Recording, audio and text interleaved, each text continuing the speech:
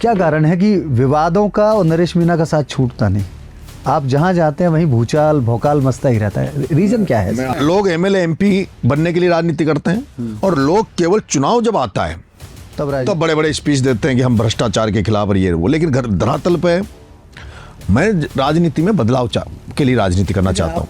मैं बीजेपी को नहीं चाहता और मुझे इस बात का दुख है कि मेरी वजह से 2 बार बीजेपी चुनाव जीती है।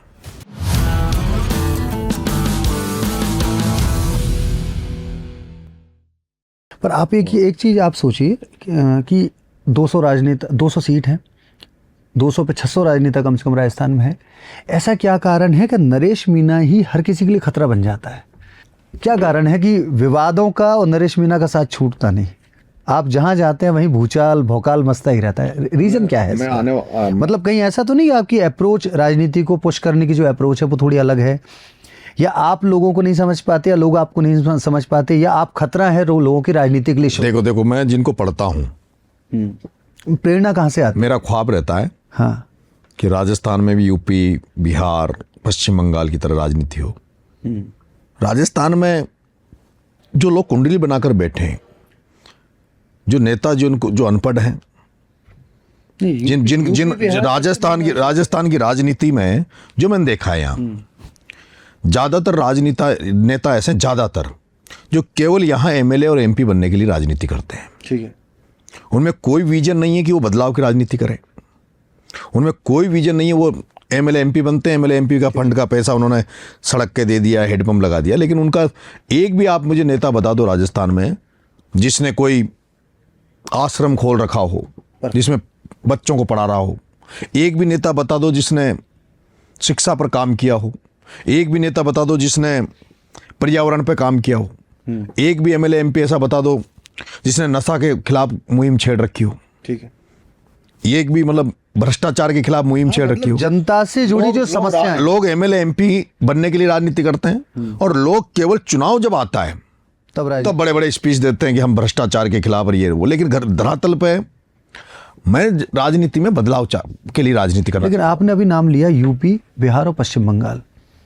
आपको लगता है कि बिहार की और पश्चिम बंगाल की और यूपी की राजनीति अलग है? बिल्कुल अलग है। वहाँ तीसरे मोर्चे आए। मायावती मुख्यमंत्री बन गई 4 बार। अखिलेश यादव मुख्यमंत्री बने, मुलायम सिंह जी यादव मुख्यमंत्री बने, कल्याण सिंह जी, मतलब वहाँ जो है। तो आप ये चाहते हैं कि राजस्थान में एक तीसरा मोर्चा बनना चाहिए? अगर तीसरा मोर्चा, कोई भी तीसरा विकल्प आता है तो ये जो कांग्रेस बीजेपी का जो मोनोपोली चल रही है एक तरह से, जो कि जिसको ये टिकट दे दे वही जीतता है, क्योंकि एक को हराते हैं दूसरे को जिताते हैं। ठीक है। लेकिन अगर कोई तीसरा विकल्प हो जाए तो फिर इनकी भी मजबूरी हो जाएगी, इनको भी अच्छे लोगों को टिकट देना पड़े भाई। आपको लगता है आने वाले 2-3 साल में ऐसा हो पाएगा? कि हो जाए होने में तो, लेकिन मैंने प्रयास किए लेकिन मेरे को सफलता नहीं मिली। मैंने अभी विधान देवली उनियारा में भी लोगों को बोला, सारे जो इस तरह की जो सोच रखते हैं उनको इकट्ठा करने का प्रयास किया था। कौन कौन? अभी भी मैं लगा हुआ हूँ। अच्छा। अभी भी मैं लगा हुआ। आपने मेरे मूवमेंट में देखा हुआ, राजेंद्र गुडा है, वो इंडिपेंडेंट है। मनोज न्यांगली जी जो बसपा से आते थे वो इंडिपेंडेंट है। ठीक है। बेनीवाल जी आए तो वो भी थर्ड मोर्चे की वो करते हैं। ठीक है। अभी मेरी बात चली, अभी जब मैं अनशन से उठा हूँ तो अभी मेरी बेनीवाल जी से बात हुई है। अब हम लोग बैठ के एक बार बात करेंगे टेबल पे और उसका एक पूरा खाका तैयार करेंगे।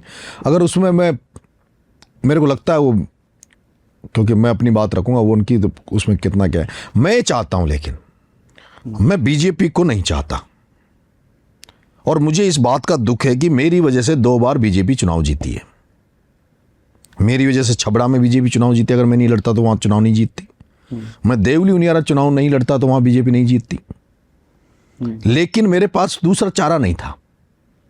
मुझे भी जब 25 साल राजनीति में हो गई, 44-45 साल मेरी उम्र हो गई, मेरी मजबूरी थी मेरे को अपने आप को स्टेबलाइज करने के लिए, अपने आप को वहाँ करने, क्योंकि मैं कांग्रेस में था, कांग्रेस से टिकट मांगा, दिया नहीं। अब 2 बार लड़ लिए, दोनों बार अपनी ताकत दिखाई, लोगों ने प्यार दिया। अब तीसरा मोर्चा बने तो मैं इस कंडीशन में चाहता हूँ कि उसका बेनिफिट बीजेपी को नहीं मिलना चाहिए।